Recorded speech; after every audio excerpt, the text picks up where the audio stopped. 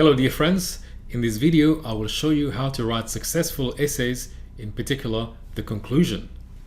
If you want to watch my other videos on the introduction and the body, please watch my other videos where I dedicate the entire video on these topics. But in this video I will focus all my attention on helping you to write a better conclusion. And if you write a better conclusion, it will improve dramatically the level of your writing, and it will highly impact your readers. So let's begin. So three parts of an essay. There are three parts of an essay. Introduction roughly is about 10%. The body is the meat of your essay, which will consist of more than 80% of your number of words, and followed by the conclusion. The conclusion could be 10 to 15%, right? And this is where you do all your convincing.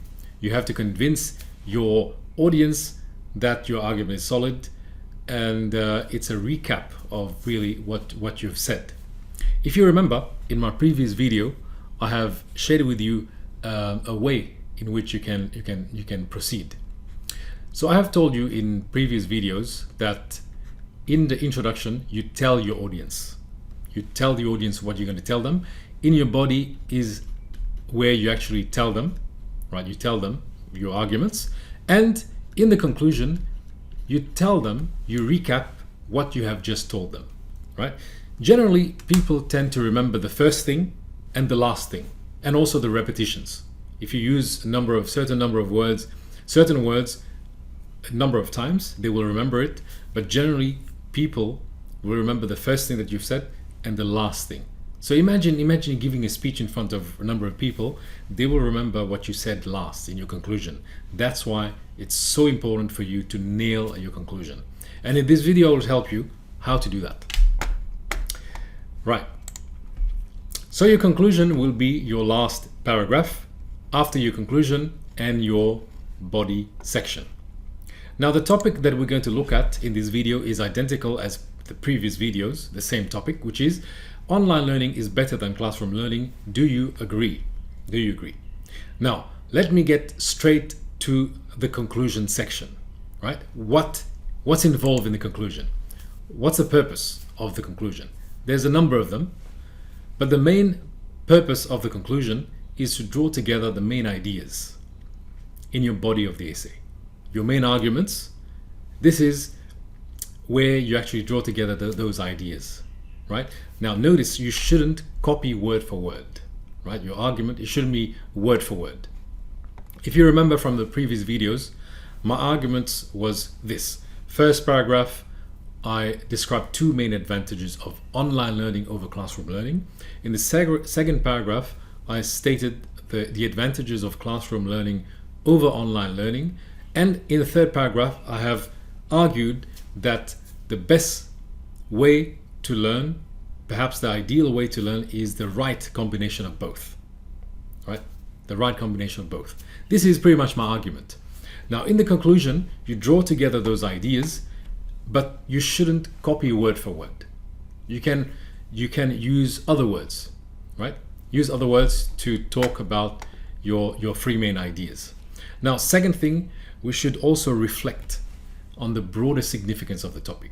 Now, the topic is online learning is better than classroom learning. Do you agree? Now, what's the broader significance of the topic? Why is it so important for us to discuss this topic? Do a bit of reflection here, right?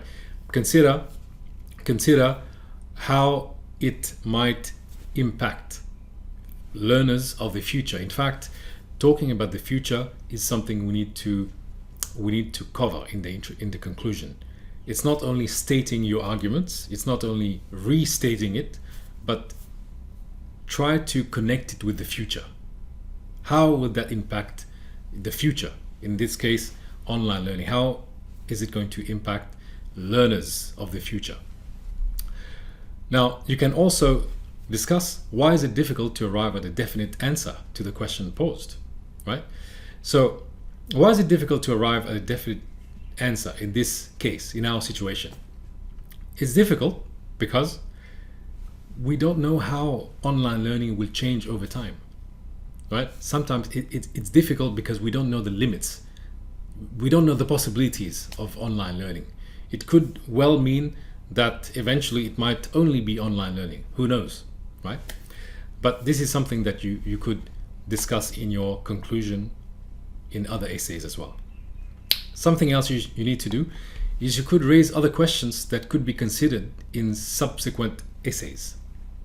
So what I mean by that is, fine, you've stated your arguments, but now imagine you want to create value to your readers. I mean, that's what you want to do, right?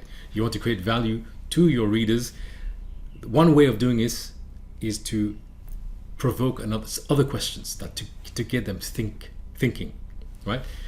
I will give you an example shortly, but also you can make a prediction about what will happen in the future. Make a prediction. And this is where you write with your heart. The way I want to look at it is, in your body you write with your mind, but in your conclusion you write with your heart. Whatever you think goes into your conclusion, right?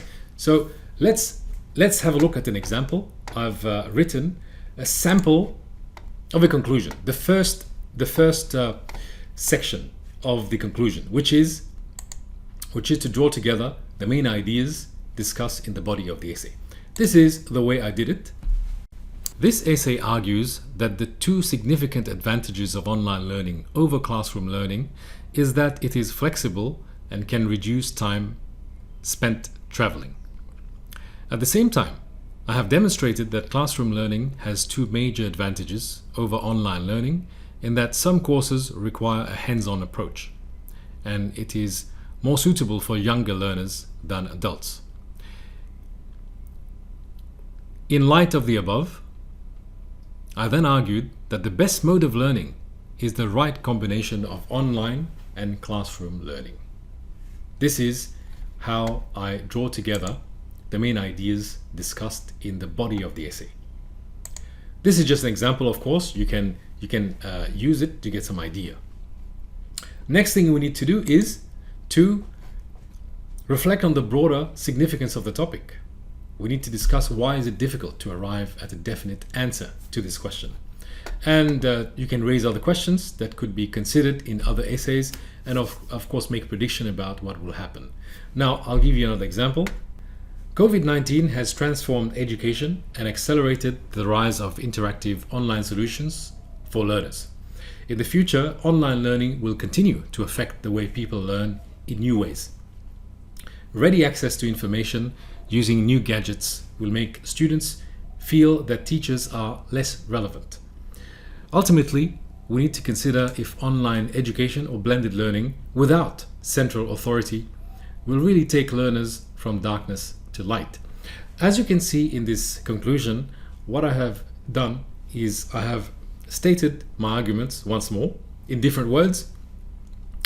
Then I have linked my argument to the current reality, right? I have also linked it to the future, stating that online education will change in ways that's unprecedented, in new ways, and I want my audience to think of the impact of online learning with teachers, which is authority. Generally in the classroom we think of teachers and authority, that we learn from the teachers, but in the future it could well disrupt this reality. And this is a question I want my audience to think of, and this is something different, right? This is how you can add value. So let me conclude then. I want to end this video with some tips as usual. Make sure in your conclusion you write different words. Don't just copy and paste, because this is not going to do you any good. Rephrase it or use different words. Use synonym if you can. Also be convincing. You need to be very convincing in this section, and end strongly. Don't forget, your audience will remember what you said in the conclusion. They may forget what you said in the previous sections, but they will remember what you said here. So make sure you end strongly. And as usual, what I always say, make your writing valuable, add value to people's life. Always when you write, make sure that every single time your focus is on the end reader. Think of the reaction. Think of how do you want the audience to feel, right? With that mindset, trust me, your writing, what you're going to say on paper will be different, right? Do that, and I hope you benefited from this. Please watch my other videos, and all the best. I'll see you soon.